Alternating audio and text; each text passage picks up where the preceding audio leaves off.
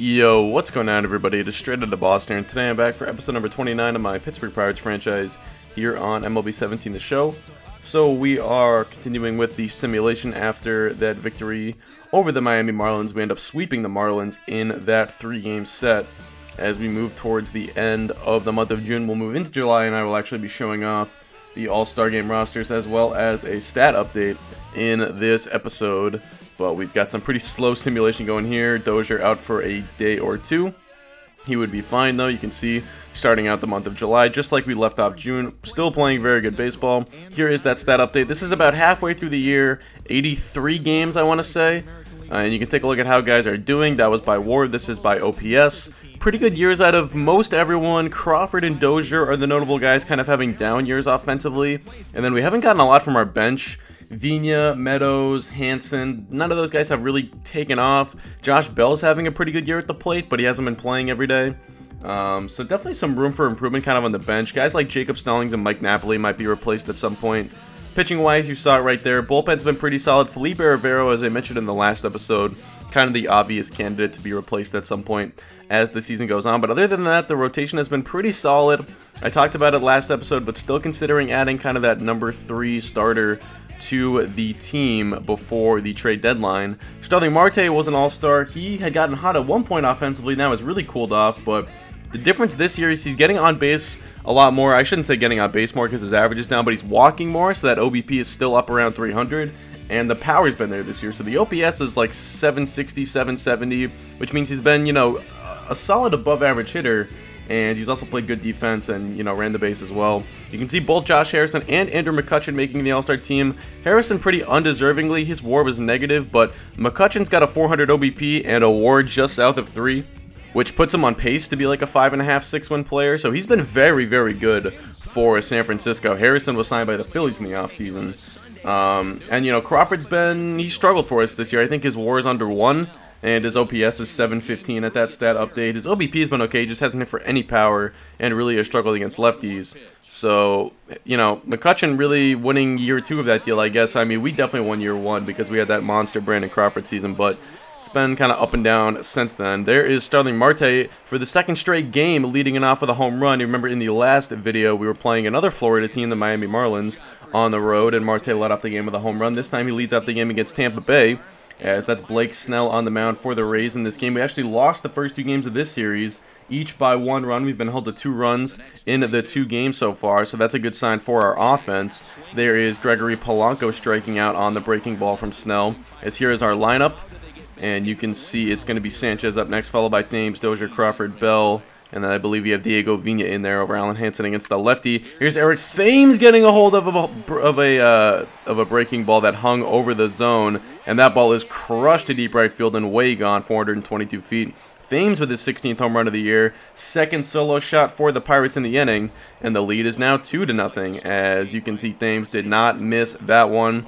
And Thames is having another good offensive year. He still walks a lot, which is really nice to have towards the top part of the lineup. The OBP up there in the 370s. You actually saw it on the scoreboard there briefly. And his slugging is up in the high 400s. Not quite 500. He hasn't hit for as much power as I kind of expected him to. But the thing about that is, it seems like when I use him, I can hit for a lot of power with him. Whether it's home runs or extra base hits, I seem to do really well with him in-game. And, you know, I've talked about it before. Sometimes that can be because I like a guy's stance. Sometimes it's just kind of random, you know, maybe certain ratings I play better with or something. I seem to have always been better using high contact guys, which is not really what Thames is, but who knows. Anyway, bottom of the 1st inning, there's Brian Dozier dropping that pop fly, and then the runner is going to steal second base here, throw down not in time. I forgot to mention this Tampa Bay team, a pretty competitive team this year, both in real life and in this franchise. In real life, they've been good, to a lot of people surprised. I wasn't too surprised. I kind of thought they might be a good sleeper team this year. They had a lot of sort of young talent in that farm system that was right about to come up. They had Jose De Leon, who hasn't even, I don't think he's pitched this year for the Major League club, but he will at some point. They had Blake Snell, Brent Honeywell, guys like that. Tim Beckham, who has kind of solidified himself as an everyday ball player, at least at second base now after they traded for Hechavarria, or Hechavarria, however you say his name. But, you know, very solid team. And then in this franchise, there are a few games over 500 competing for, you know, either a second wildcard spot or potentially that AL East division. But anyway, bases loaded. That's going to get by Sanchez. He cannot contain the curveball from Ivan Nova, who gets the start today. Nova's been very good for us so far this year. ERA just over 3, but he's really struggling here today so far. A few walks, which is very un-Ivan Nova-like. And that's why the bases are loaded. Actually, it's second and third now after the wild pitch. So this is going to allow a second run to score, as that's a sacrifice fly. That actually gives the Rays the lead back. It's 3-2 now, as the game had been tied on the wild pitch, and the Rays got their first run on the Corey Dickerson RBI base hit. That ball hit well towards left field. That's going to one hop up over the wall for a ground rule double. Another run comes home for Tampa Bay. Now it's 4-2. So Tampa getting to Nova early this afternoon. Now it's Brock Holt. He's got to base it up the middle. Runner is going to be rounding third. Marte will throw towards the plate, and he's going to gun out the runner at home. So the defense picking up Nova a little bit is that Steven Souza Jr., who was thrown out at the dish by Marte, who does not really feature the strongest arm, but he got it there in time. Here now the Pirates offense trying to get things going, but it is a diving grab out there by the left fielder Souza, as that is going to be good for the out. Crawford aligns out to left center. Now it's the second inning, and it's Miguel Montero at the dish. He's going to walk. Another walk for Nova, who really struggled with his command this game, and that is just not something you see very often with a pitcher like Ivan Nova, who usually has exceptional command, some of the best command in Major League Baseball, and I've always been good with him when using him in game, but I hadn't used him in a while, which is why I wanted to play a game where he was going to be starting, and he just really struggled. He walks the first two guys this inning, and then gets a little unlucky right there. That easily could have been a double play ball, or, you know, maybe he gets through to center field for a base hit. Maybe him stopping it was actually a lucky thing, but even then, the third baseman potentially could have made a play on it. Either way, that's going to be it for Nova. He was just getting hit around too hard. Command was not there. So I turned to the bullpen. It's Hutchison's turn. That ball hit well to right field, but a nice play by Austin Meadows to make the grab. Runners are going to tag, so it's first and third. A run comes home. 5-2 Tampa now. Carlos Santana up next. He's going to hit that one back up the middle on the 3-2 count, so that's going to be good for another RBI, as it is now 6-2 Tampa Bay. Longoria up next, and he continues, and Longoria hitting this one to deep left field, and that is gone. A 3-run home run, and the route is on.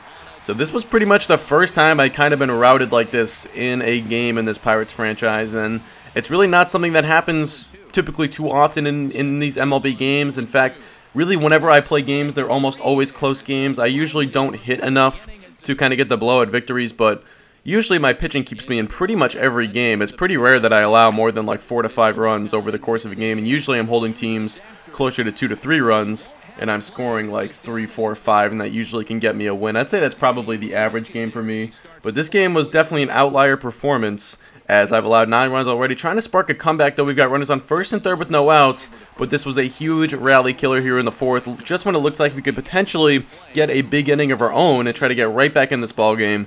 That's a double play ball from Crawford, and that does get a run home, but pretty much killed our rally that inning. And then later on, it's Longoria once again going yard, his second home run of the afternoon. This makes it 11-3 Tampa Bay. Another, this time it was I think that was actually the high fastball. The first time, I think I hung a breaking ball to Longoria. This time, I tried to beat him with the high fastball. Thought I did a pretty good job of getting it up and in, but when you play on the high difficulties in this game, and I get this question a lot, I do play on Hall of Fame for both pitching and hitting and fielding. Actually, fielding might be on All-Star, but I think it's on Hall of Fame.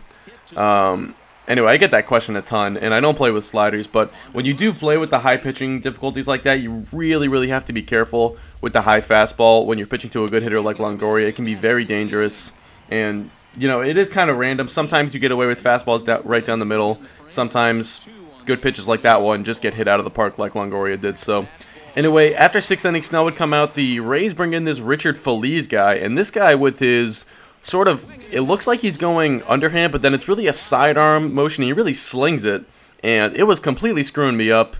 And he was really dotting the zone, too. He had that nice strikeout on Crawford with that pitch down and away. And then I think he just struck out Dozier or someone else to end off that inning. And he was really, really working the edge of the zone. Did make one mistake right here, and that was to Starling Marte, who somehow keeps this ball fair. I think that was a hanging curveball, and Marte did not miss. So he's got his second home run of the day, as he's definitely been a little bit better at the plate this year than he was last year. I talked about it before, but walking a little bit more and hitting for some more power than he has in the past, but the average is still low, and I probably am going to take him out of the leadoff spot. There's another strike. Like, look at where that pitch is. I mean, there's nothing you can do with that pitch, and that was like the third strikeout he got on a fastball that was just right on the corner. So this guy was really, really impressing me. He was a pretty nice play defensively. Felipe Rivero kind of in mop-up duty. He actually goes over to cover first right there as Thames went to die for that ground ball, but Dozier was there to make the play, and then we had the pitcher covering first pretty nicely right there. Anyway, 2 outs in the ninth. Feliz is going to go for the 3-inning save here to clean it up for Tampa Bay as they take home the 11-4 victory. I think it was 11-4, but like I said, you don't typically see me getting routed in games like this, but it does happen. I guess it happens once in a blue moon. Certainly happens more often in a game like NBA than in a game like this. Even when I have a bad team, I'm usually, like I said, able to keep it kind of competitive.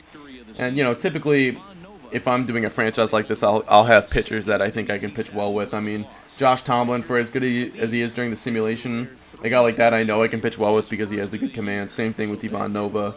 So I was kind of surprised. I just really was terrible with Nova today, and that was pretty much why we lost, because putting up 4 runs, like I said, that's not a lot, but for me, that's usually enough to at least be in a game, if not win it. But anyway, that's going to do it, so I hope you guys enjoy. Thanks for watching, and I'm out. Peace.